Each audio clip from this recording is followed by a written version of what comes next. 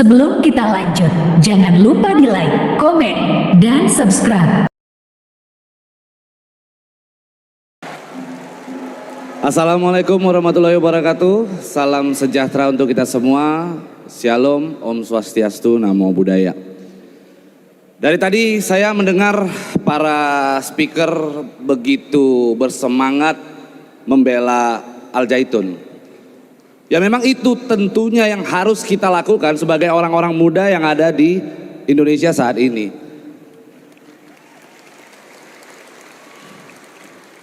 Termasuk saya sebagai seorang lawyer muda, advokat muda, saya mempunyai channel YouTube.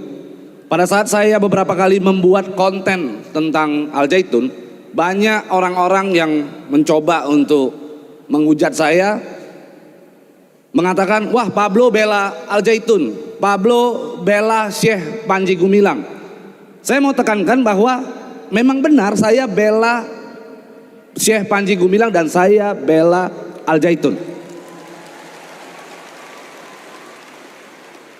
Kenapa? Karena pada prinsipnya ketika kita berada di ruang publik, maka yang harus kita tunjukkan kepada orang adalah integritas kita sebagai seseorang yang berani berbicara di ruang publik. Kalau kita katakan banyak sekali sekarang YouTuber yang ngomong, saya netral, saya nggak ikut-ikutan.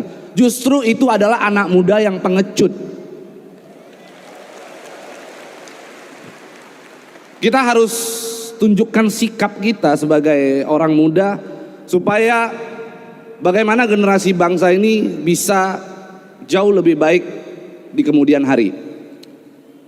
Jadi kalau kita berbicara tentang banyak hal di isu-isu yang beredar di luaran sana soal Al Zaitun, sebagai orang yang selama ini mengamati sosial media begitu masif ya, bahwa saya berani pastikan apa yang terjadi saat ini di sosial media itu tidak organik. Saya berani pastikan demikian karena terlihat sekali seluruh hujatan, seluruh tuduhan dilakukan secara terstruktur dan masif, tetapi tidak sistematis. Banyak tuduhan yang sangat tidak sinkron, yang mari saya akan ajak teman-teman di sini, adik-adik, kakak-kakak, bapak-bapak, ibu-ibu, semua untuk kita berpikir. Al Zaitun dibilang tempatnya radikalisme tumbuh. Oke? Tapi di saat yang bersamaan Al Zaitun dibilang toleransi yang kebablasan. Bagaimana ceritanya radikalisme bisa kita gabungkan dengan yang namanya toleransi?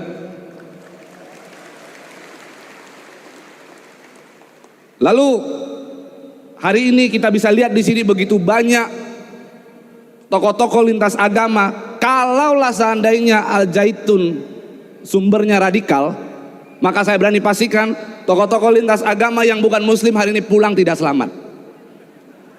Udah pasti.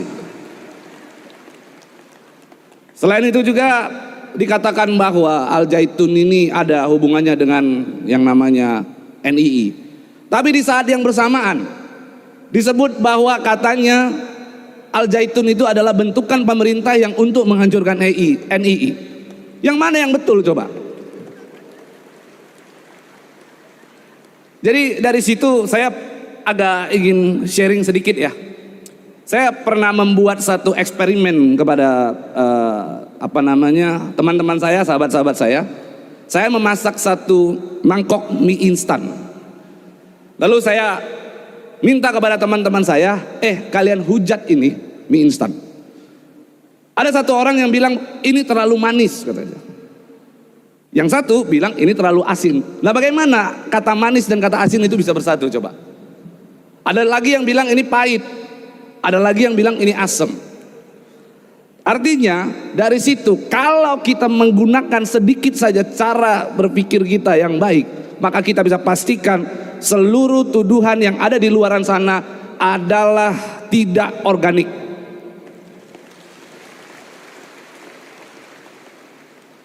Yang membuat saya sedikit menyesal dan sedih sebenarnya.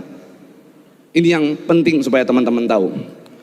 Ada satu lembaga di Indonesia, cuman tadi saya udah dipesan-pesan sama wali santri yang mengundang saya, katanya jangan sebut merek ya Pak, katanya. Padahal mulut saya gatel nih sebenarnya.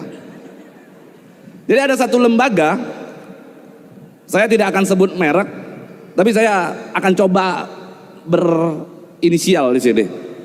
Depannya M, belakangnya I, tengahnya U.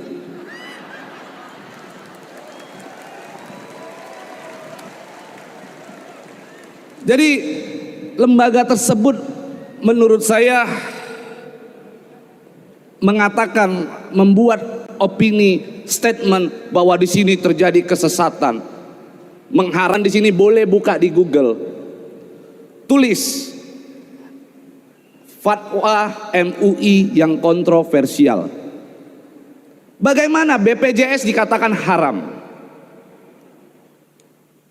Hak kekayaan intelektual yang dilakukan oleh orang-orang, ya, artinya melanggar haki, itu katanya haram. Infotainment katanya haram. Segala sesuatu diharamkan, yang mana hal tersebut juga menurut saya tidak diatur di dalam Quran secara detail. Tapi MUI melakukan itu. Dia berani langsung tunjuk hidung katakan infotainment itu haram. Menurut saya agak rada-rada nyeleneh, tapi saya tidak akan seujon dengan yang namanya MUI. Saya anggap apa yang keluar dari MUI itu adalah pendapat. Maka kita sebagai sesama muslim, kita hargai pendapatnya dia. Dan kita harapkan MUI juga melakukan hal yang sama. Ketika ada pendapat yang keluar dari Syekh Panji Gumilang, maka kita harus hargai itu.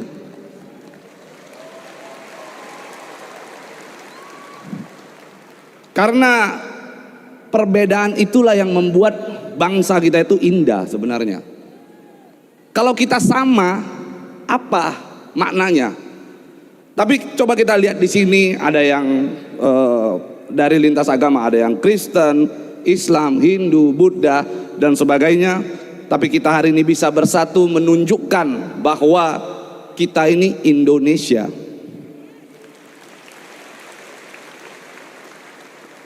Jadi kalau seandainya orang-orang di luaran sana masih mencerca saya, membela Al Zaitun dan membela Syekh Panji Gumilang, saya tekankan, saya pasang badan untuk Syekh Panji Gumilang dan Al Zaitun.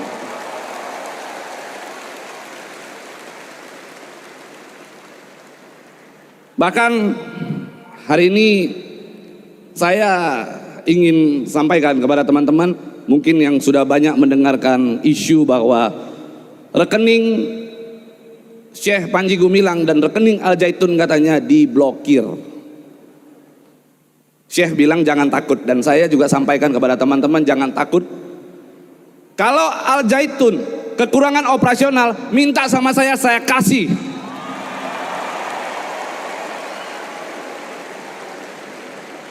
Demi pendidikan di Indonesia.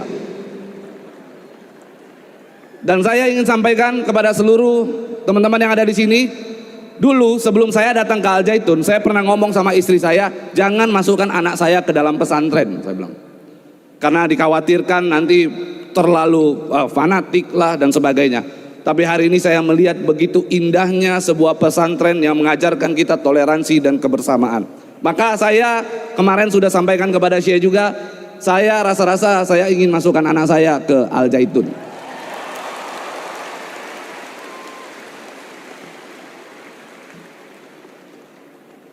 Jadi semoga-moga dengan adanya hari ini, ya, kita bisa tunjukkan kepada orang-orang di luaran sana, kita bukan berbeda, tetapi mereka yang tidak mau menerima perbedaan kita.